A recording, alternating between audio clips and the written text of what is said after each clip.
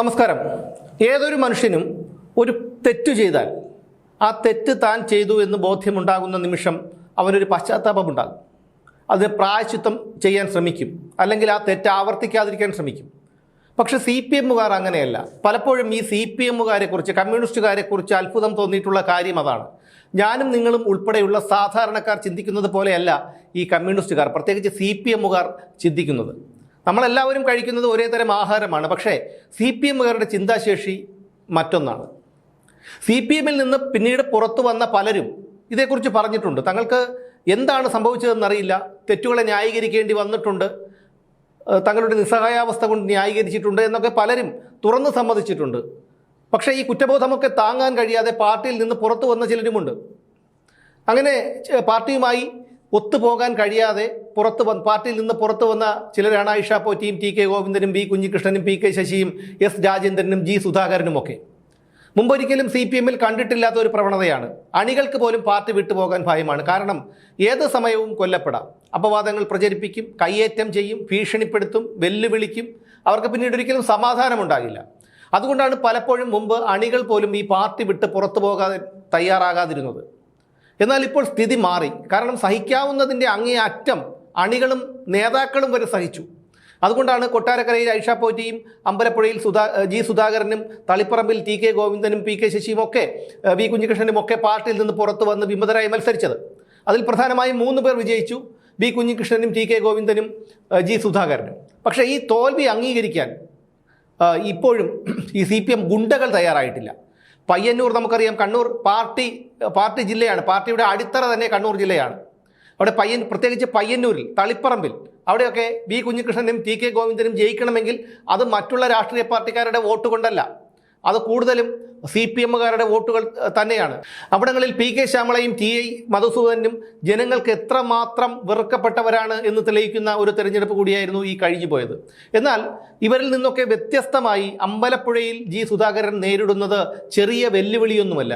അദ്ദേഹത്തെ പ്രകോപിപ്പിക്കുകയും അദ്ദേഹത്തെ കയ്യേറ്റം ചെയ്യാൻ വരെ തയ്യാറായി നടക്കുന്ന CPM അണികളാണ് ഇപ്പോൾ അമ്പലപ്പുഴയിലുള്ളത്.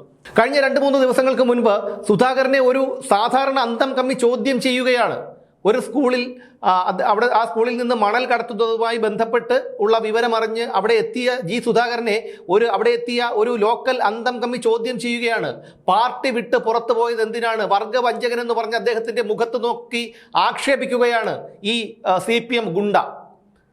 അദ്ദേഹം ഈ G സുധാകരൻ എന്ന് പറയുന്ന രാഷ്ട്രീയ പ്രവർത്തകൻ, അദ്ദേഹം ഒരു ജനങ്ങൾ തെരഞ്ഞെടുത്ത് നിയമസഭയിലേക്ക് അയച്ച ഒരു പ്രതിനിധിയാണ്.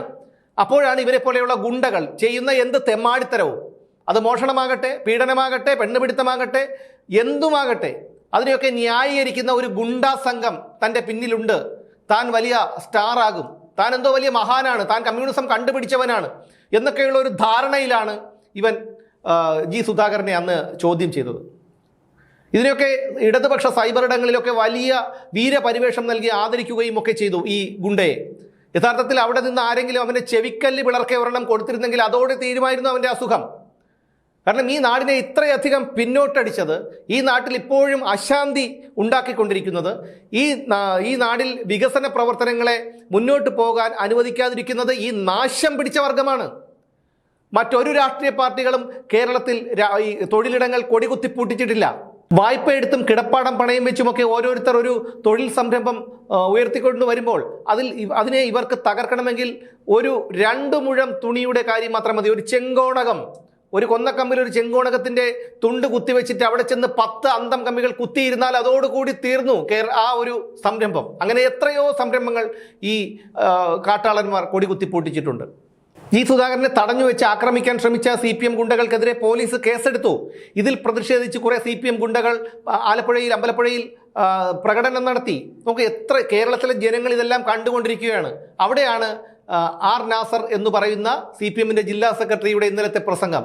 സുധാകരൻ്റെ നാവിൽ ആണിയടിക്കണം, ഇങ്ങനെ പാർട്ടി നേതാക്കളെ വിമർശിക്കുകയും അവരെ അധിക്ഷേപിക്കുകയും ചെയ്താൽ കൈകാര്യം ചെയ്യുമെന്ന്.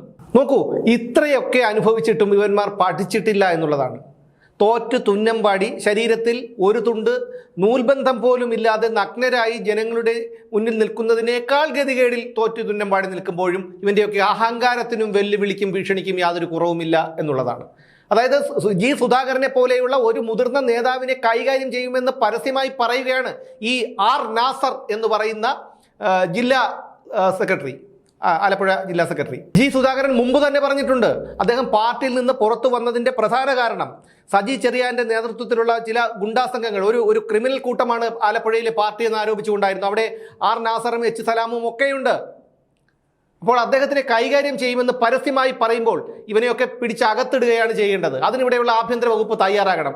ഈ പറയുന്ന ഗുണ്ടാ പാർട്ടി രാജ്യത്ത് ഒരിടത്തും വേണ്ടാതെ വടിച്ചുകൂട്ടി കേരളത്തിൽ കൊണ്ടുവച്ച് കേരളത്തിലെ ജനങ്ങളും ചവിട്ടി പുറത്താക്കിയിരിക്കുന്ന ഒരു ഗുണ്ടാ സംഘം, വിജയവിലാസം അധോലോകം. ഇതിനെ ഇപ്പോഴും രാഷ്ട്രീയ പാർട്ടി എന്ന് വിളിക്കുന്നവരോട് പരമപുച്ഛമാണുള്ളത്. വിജയവിലാസം അധോലോകം. ഈ വിജയവിലാസം അധോലോകത്തെ ഇപ്പോഴും ഇങ്ങനെ കയറൂരി വിട്ടിരിക്കുന്ന ആഭ്യന്തര വകുപ്പ് ഈ നാസറിനെ തൂക്കിയെടുത്ത് അകത്തിടാനുള്ള ഒരു മാന്യതയും ആർജവവും കാണിക്കണം. കാരണം കേരളത്തിലെ പൊതുസമൂഹം ഇത് കണ്ടുകൊണ്ടിരിക്കുകയാണ്. ജി സുധാകരനെ പോലെയുള്ള ഒരു മുതിർന്ന നേതാവിനെ കൈകാര്യം ചെയ്യുമെന്നവൻ പരസ്യമായി പറയുകയാണ്. ഇവനൊക്കെ എന്താണ് നഷ്ടപ്പെട്ടിട്ടുള്ളത്? ഇവനൊക്കെ 10 പൈസ നഷ്ടപ്പെട്ടിട്ടുണ്ടോ?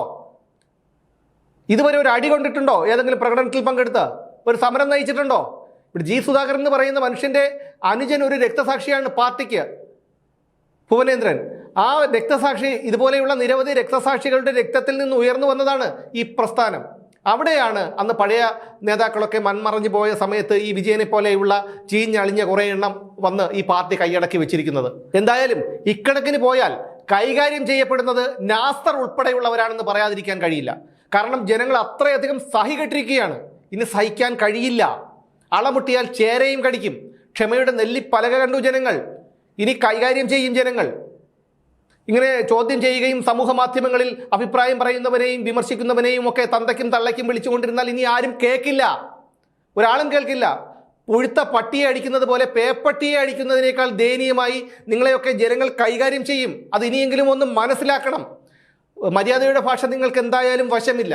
അത് നിങ്ങൾക്കറിയില്ല. മര്യാദ എന്താണെന്നോ, നാണം എന്താണെന്നോ, നാണക്കേട് എന്താണെന്നോ, മാനം എന്താണെന്നോ, മാനക്കേട് എന്താണെന്നോ ഒന്നും നിങ്ങൾക്കറിയില്ല. അത്രയധികം തൊലിക്കെട്ടിയാണ് നിങ്ങൾക്കുള്ളത്. അതുകൊണ്ട് ഇനിയും ഇങ്ങനെ മറ്റുള്ളവരെ ഭീഷണിപ്പെടുത്തുകയും വെല്ലുവിളിക്കുകയും ചെയ്തുകൊണ്ട് മുന്നോട്ട് പോകാനാണ് ഉദ്ദേശമെങ്കിൽ അത് നടക്കില്ല എന്നുകൂടി ആർ നാസർ ഉൾപ്പെടെയുള്ള നേതാക്കൾ മനസ്സിലാക്കിയാൽ നല്ലത്. ഇല്ലെങ്കിൽ ജനങ്ങൾ റോഡിലിട്ട് ഓടിച്ചിട്ടടിക്കുന്ന ഒരു ദിവസം വരാൻ ഇനി അധികം നാളുകളില്ല എന്നുകൂടി ഓർക്കണം.